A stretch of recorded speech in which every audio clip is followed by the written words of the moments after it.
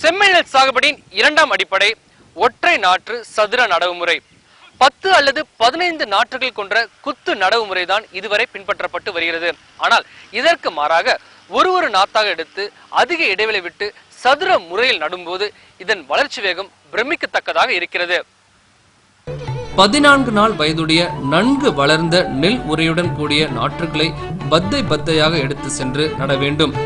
நடும்போது சதுர முறையில் 25 சென்டிமீட்டருக்கு 25 சென்டிமீட்டர் இடைவெளியில் ஒற்றை நாற்றுகளாக நட வேண்டும்.